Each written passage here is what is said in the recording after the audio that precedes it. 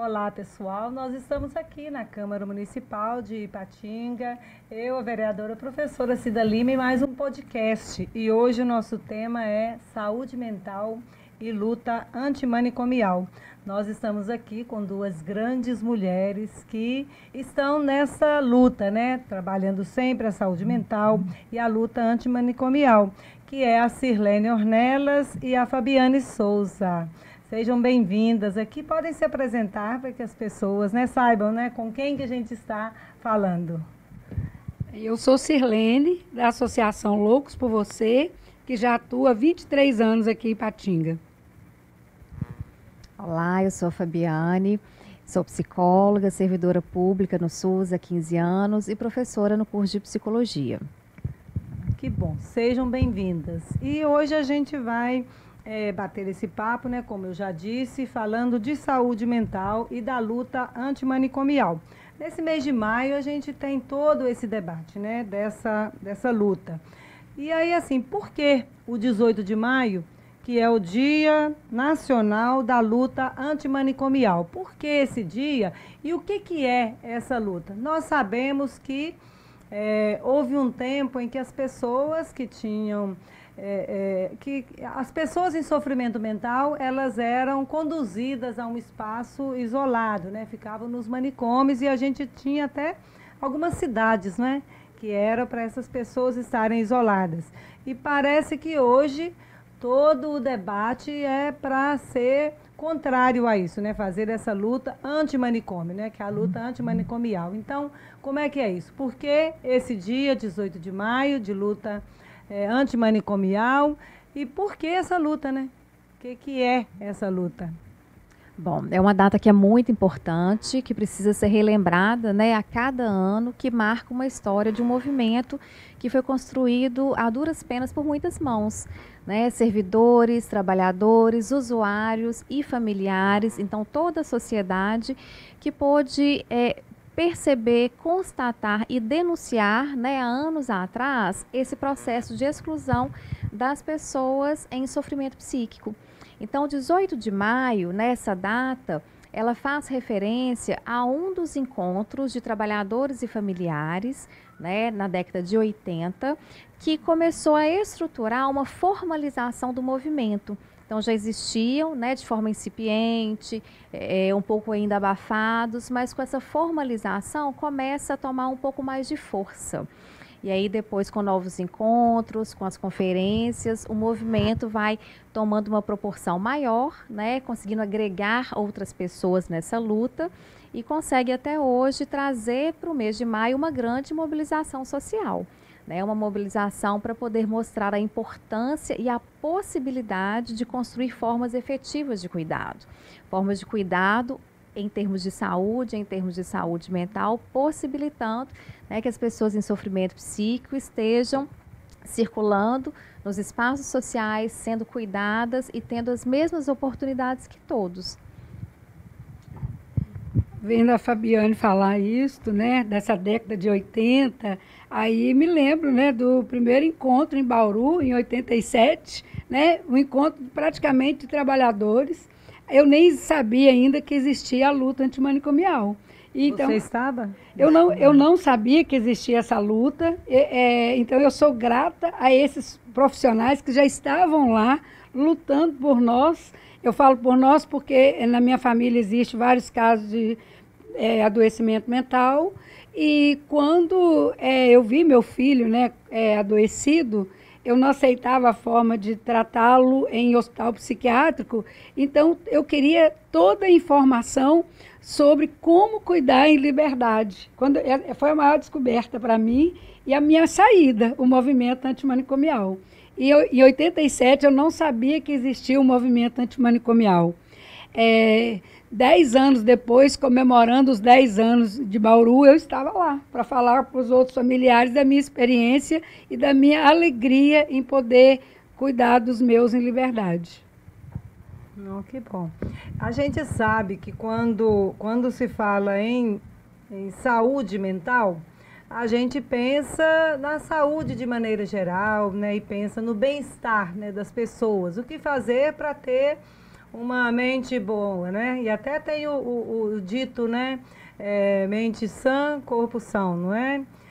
Que até vem até do latim, né? Não vou arriscar falar aqui agora não, para não arriscar errar, né? Mas essa saúde mental e essa luta antimanicomial vai além disso, né? Vai além de ser simplesmente esse bem-estar, somente o bem-estar.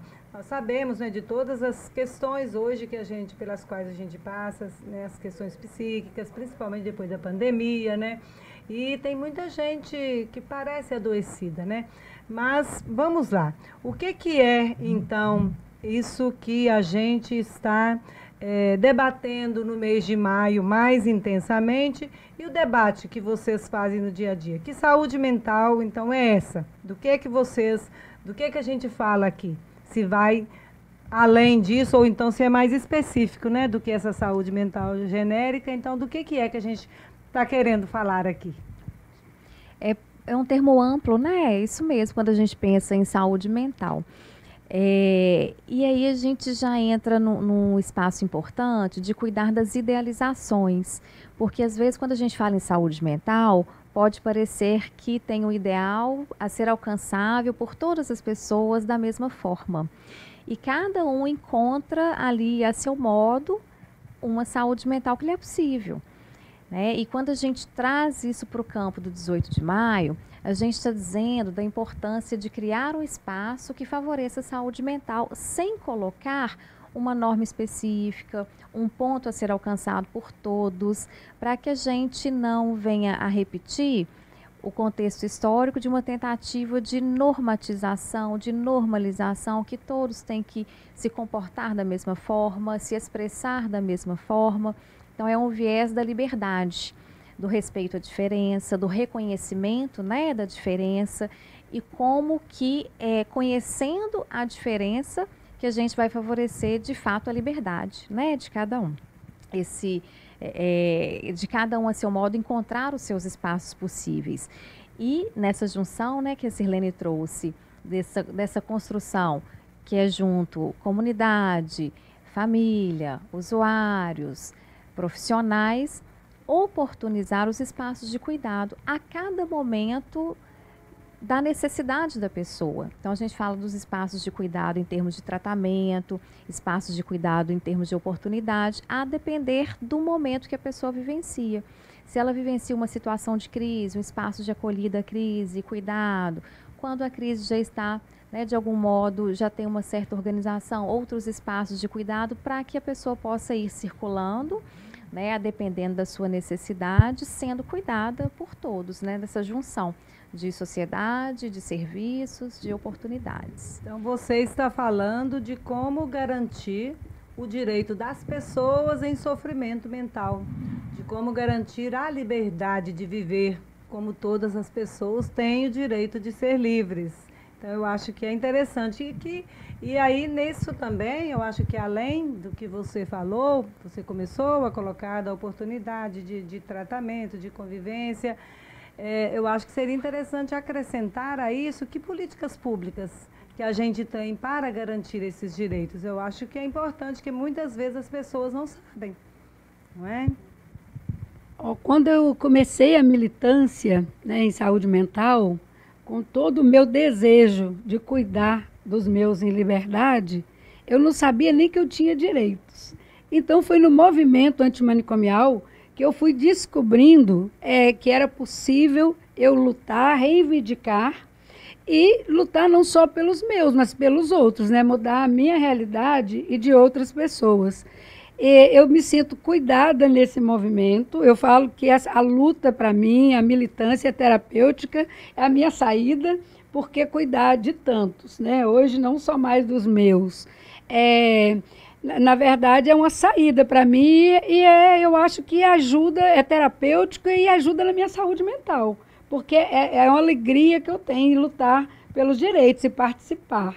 E é por isso também que eu acho importante tanto os profissionais quanto os familiares, usuários, participarem das instâncias do controle social, né, que são as conferências, né, não deixar que decidam por nós o que nós queremos e precisamos. Então, essa importância é muito grande e a gente sabe disso e procura sempre saber o que é política pública de saúde mental e que tem uma lei, né, que nos ampara, uma lei que tramitou há 11 anos no Congresso, que foi promulgada em 2001, né? Então, é a Lei Paulo Delgado, e a gente luta para fazer valer esses direitos, tanto no cuidado em liberdade das pessoas em sofrimento mental, quanto as pessoas que fazem uso de álcool e outras drogas, né, e que precisam de tratamento. Vocês lembram o número da lei? 10.216. Até em coro, né? Essa lei... A gente lembra, é verdade. É importantíssima, né? Porque é o marco legislativo do movimento, né? O reconhecimento e tantos anos para que isso acontecesse, né, Sirlene, para chegar à promulgação de fato. E ela marca, então, uma reorientação no modelo de assistência, que é essa luta de tantos anos até chegar, né, na instituição da lei. E a partir dela tem outras normas que vão pontuar quais são esses pontos da rede de atenção psicossocial. Então, a lei, ela vai demarcar a importância do cuidado em liberdade, do direito à assistência, do direito à informação sobre tudo que está acontecendo no processo do tratamento, delimita também os tipos de internação, que é um elemento importante, porque antes as internações aconteciam sem uma necessidade de fato em termos de saúde. Quando a gente pensa na história mesmo dos manicômios, qualquer situação que de algum modo atrapalhasse a norma social, né? Seja as pessoas com alguma situação de adoecimento ou não, eram enclausuradas, afastadas da cidade, né? Para não ficar ali sendo vistas de alguma forma. Quando a gente tem a instituição da lei, né, e a sequência dessa organização, a lei vai delimitar que a internação ela precisa ser uma tentativa trabalhada com o usuário e com a família, apostando que a internação vai ser de curto prazo, quando necessária, em situações muito específicas. É uma internação para tratamento, uma internação para atuar naquela crise, e não uma internação que não tenha uma data, que não tenha um fim terapêutico efetivo, né?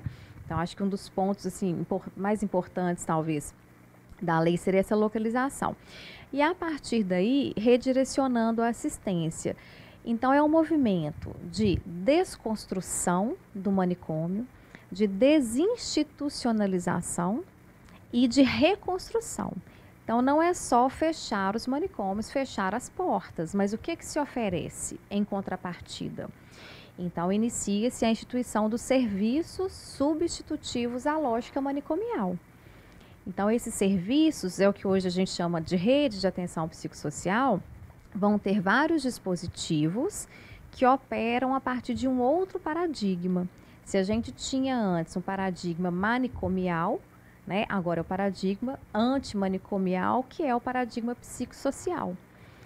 E que tem uma sutileza nisso também, porque não basta que nós tenhamos equipamentos que trabalham na lógica psicossocial, se a postura de cada um nesses equipamentos não for psicossocial, não for antimanicomial. Então, o equipamento ele tem essa lógica e a gente precisa sempre refletir se no dia a dia das atividades nós estamos ocupando essa lógica também, psicossocial. Porque a história manicomial é muito extensa. Então, é necessário, nesses momentos de reflexão, essas discussões, para a gente sempre repensar se a gente, de algum modo, não acaba escapando da importância do viés psicossocial, né, que é da liberdade. Ou seja, independente de qual equipamento que o nosso paciente, né, o nosso usuário está, ele só precisa estar ali enquanto for necessário para a sua saúde.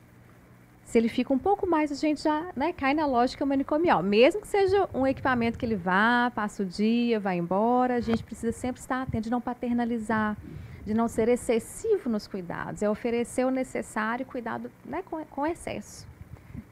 Você começou a falar de um ponto aí, né, de que antes tinham, né, os modelos de manicômios e esse dia a dia, né, também, eu acho, da loucura, né, do sofrimento, da pessoa em sofrimento mental. Como é que vocês duas, né, trazem para a gente? O que a história, né, nos ensina sobre isso, dos manicômios, das loucuras, né, da vida?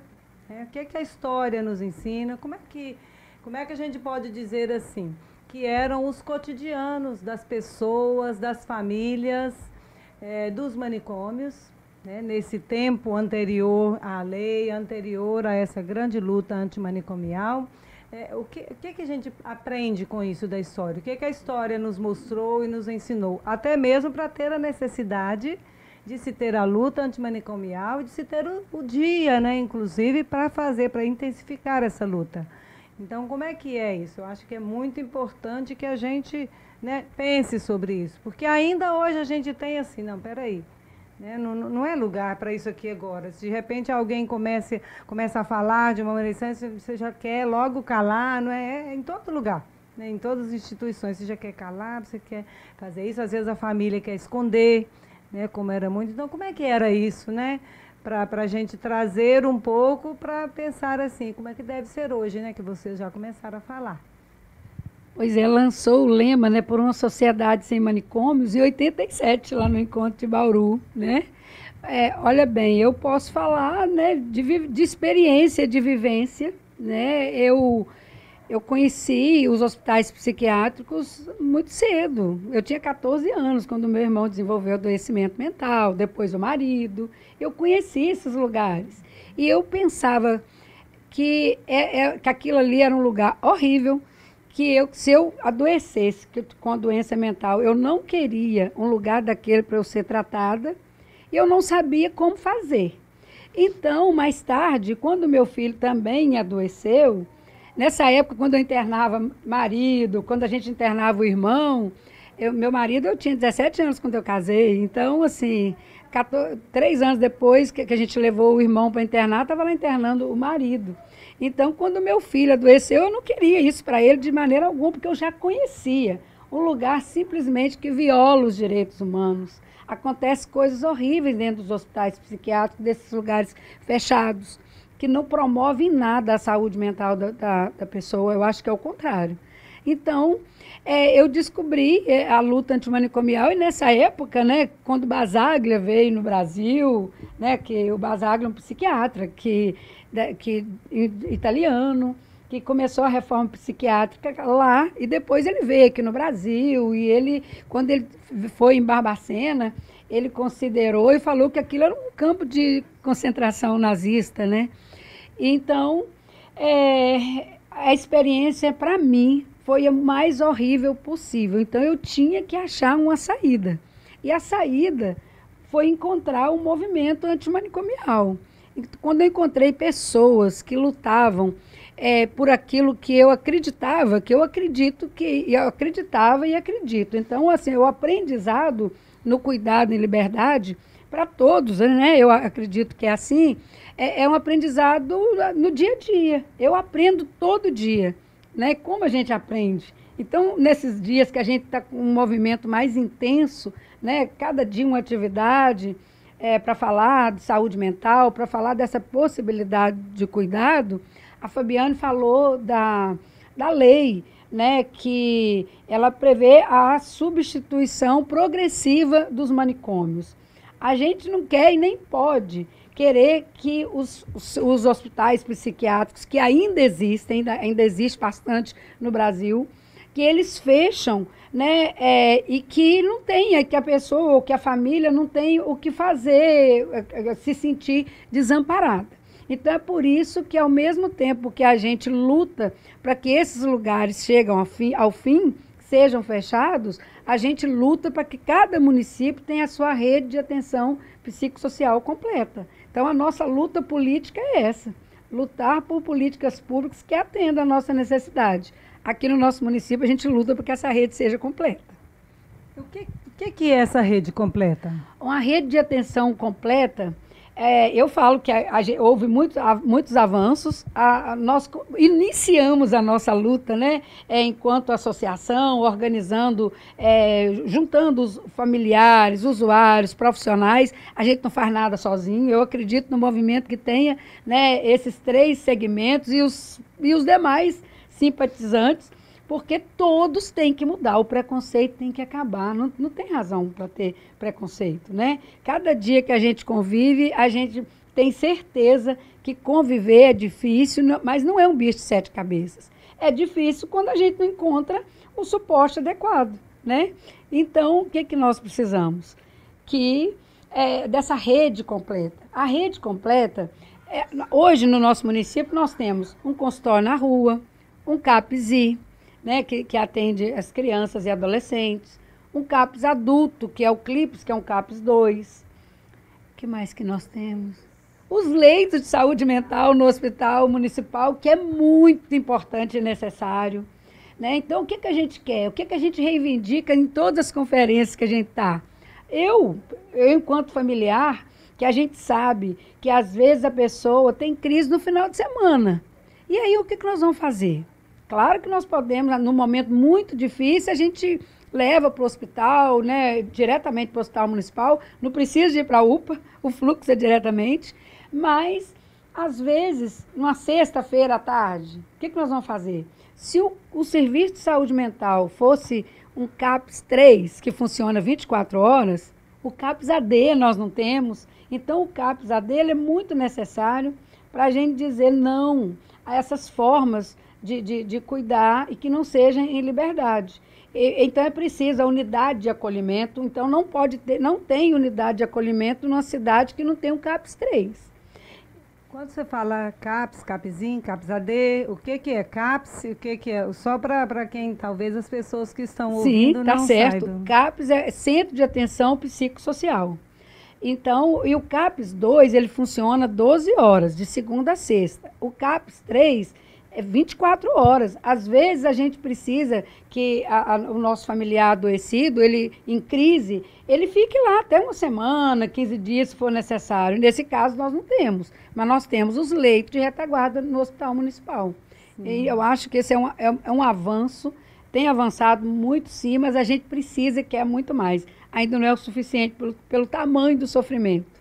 Sim. E quando você fala o CAPSinho é infantil, né, e o AD de adulto. O CAPS AD é o CAPS que trata pessoas que fazem uso de álcool e outras drogas e precisam de tratamento. O CAPS-I é o CAPS infantil.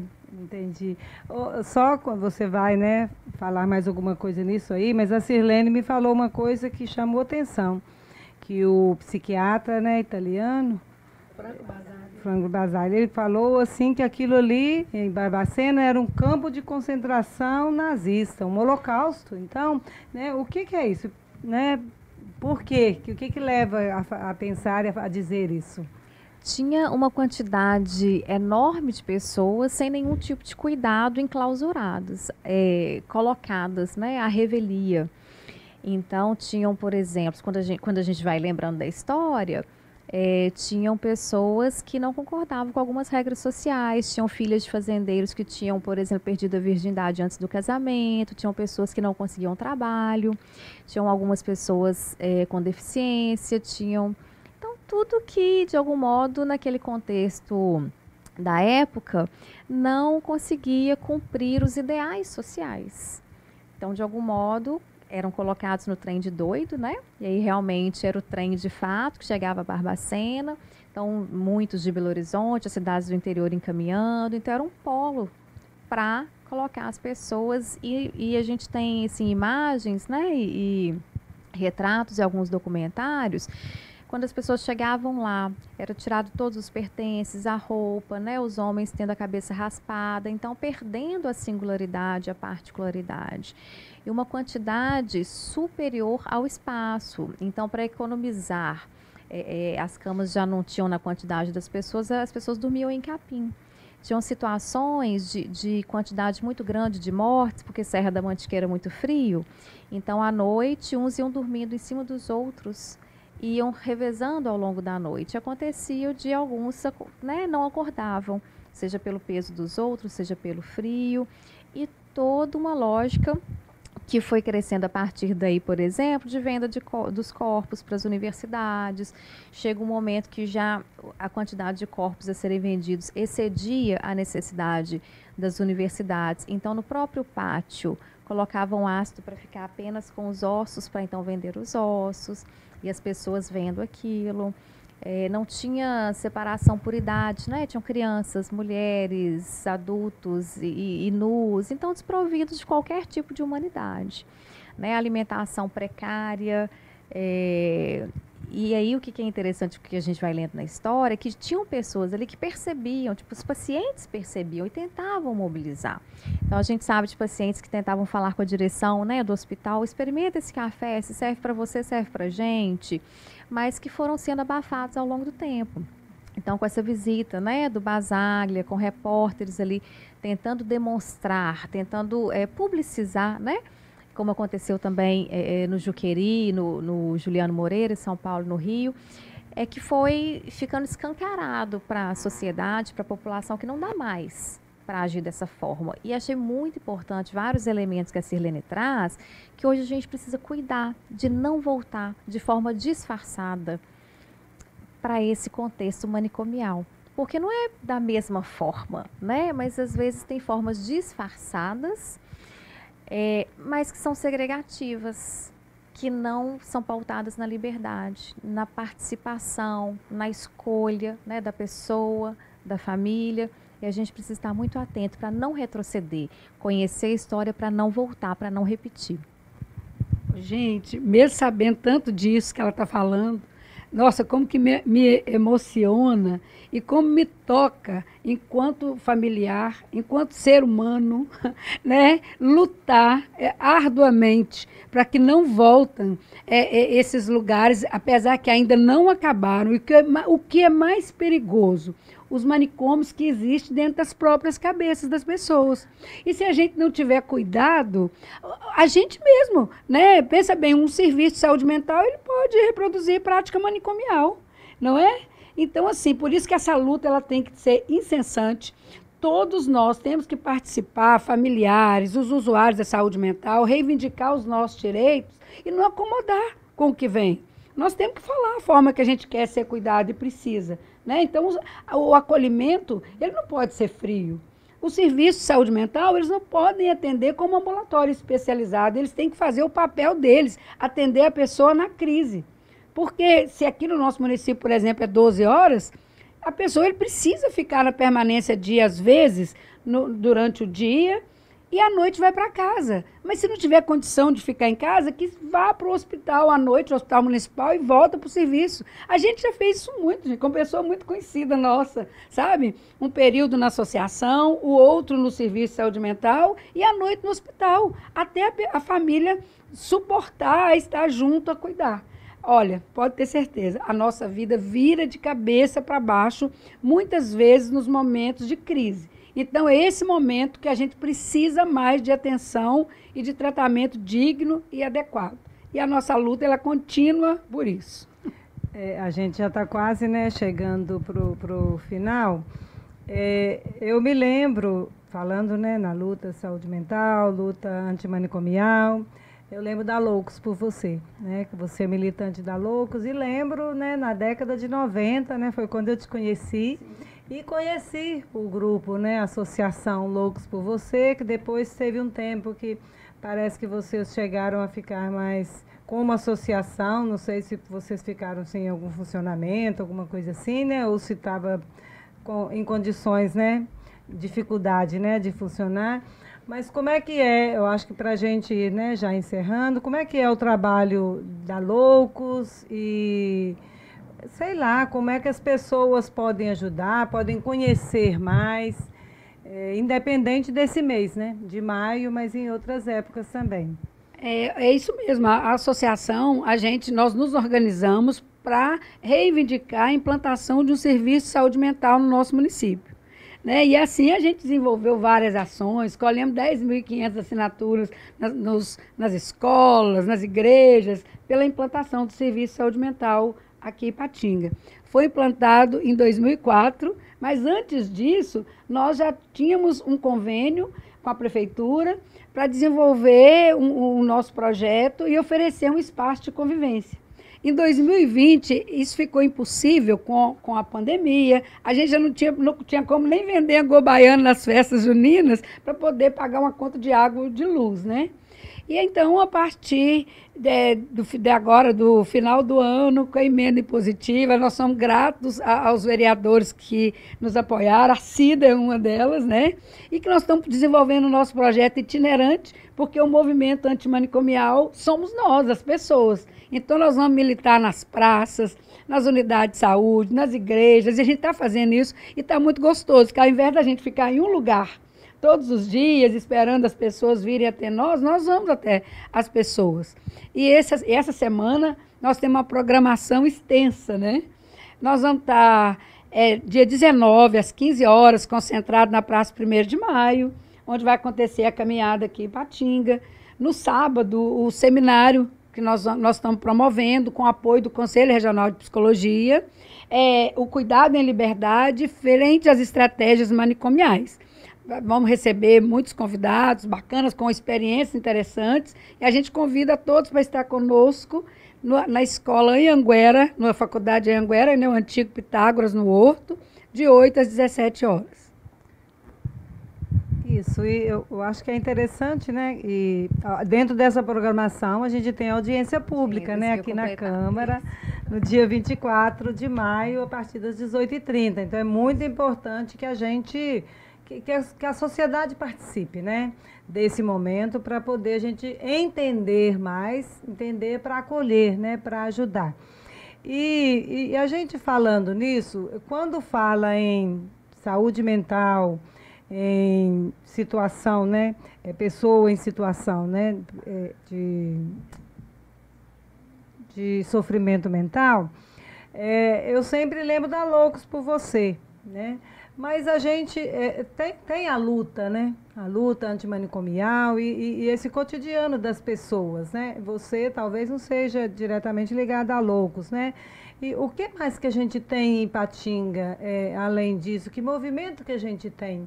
Porque a Sirlene, eu sei que ela está diretamente ligada a Loucos, mas você, por exemplo, é por causa da profissão, de professora dentro, mas como é que é a luta antimanicomial em Ipatinga?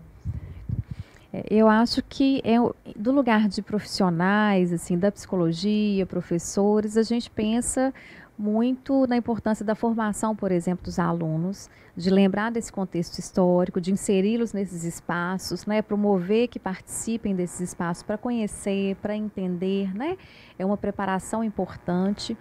E pensando em termos de SUS, não dá para a gente esquecer da importância do controle social. Então, a participação nas conferências, que é algo que a gente também sempre deve estimular, né? Que a população esteja presente, para poder dizer aquilo que lhe cabe, né? O modo que considera que seja mais pertinente, as ideias.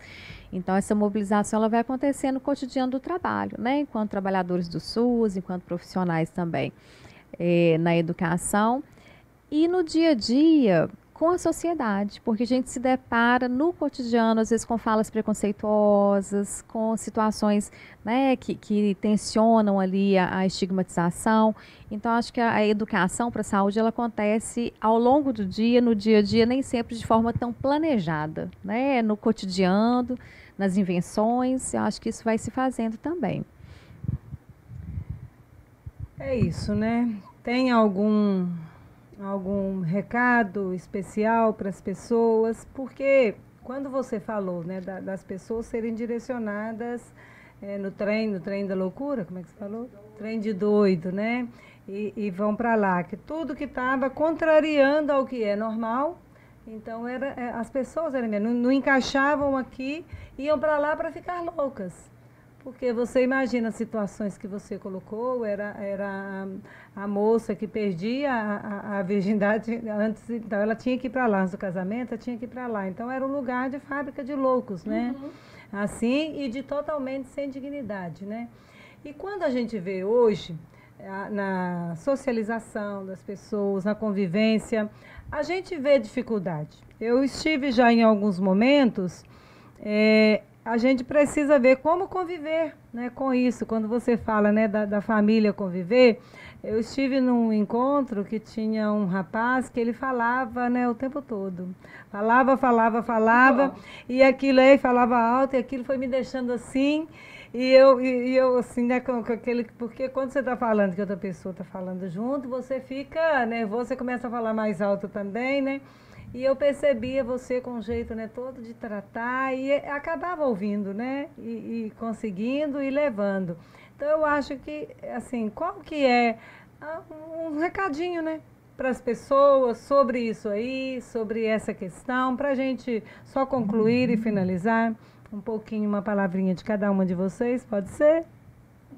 Nossa, ai gente, eu estou até emocionada, sinceramente, quando a Fabiane relembra lá, né, dos hospitais de Barbacena, a Cida fala realmente das pessoas que às vezes são muito diferentes, né?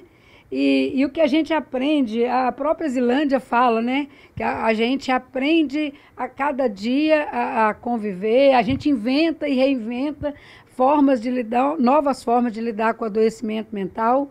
E aí eu fico pensando, sabe, Cida? Realmente, pensa bem, às vezes a gente fica 1 hora, 2 horas com essas pessoas que incomodam tanto a gente, que realmente é difícil. Imagina a família 24 horas, não é? Então eu acho que o sofrimento maior, com certeza, é para quem sente na pele. Eu acho que para nós, o que eu faço é me colocar no lugar das pessoas, para entender. É isso que eu fiz em relação ao meu filho, para eu entrar de corpo e alma na luta antimanicomial. Eu não sei viver de outra forma.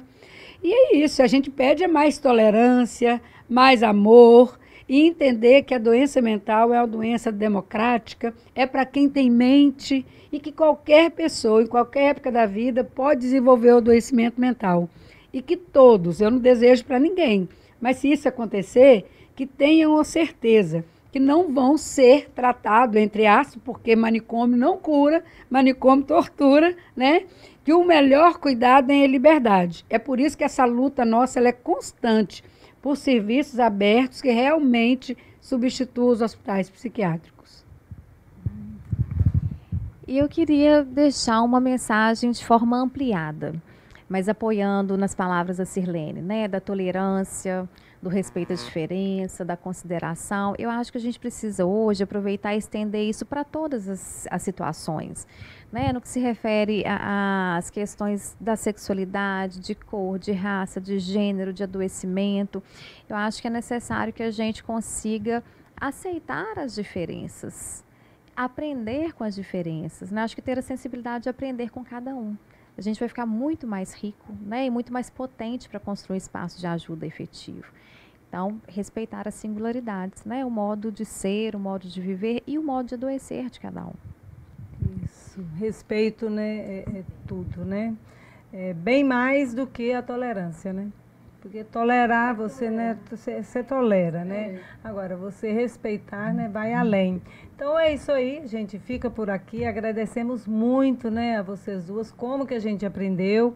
Aquele livro, você não quer indicar para as pessoas? Tem um livro aqui sobre o Holocausto, né, que ele é muito importante para a gente, para indicar, né, para as pessoas, então que a gente possa ler, né, possa conhecer, pode apresentar.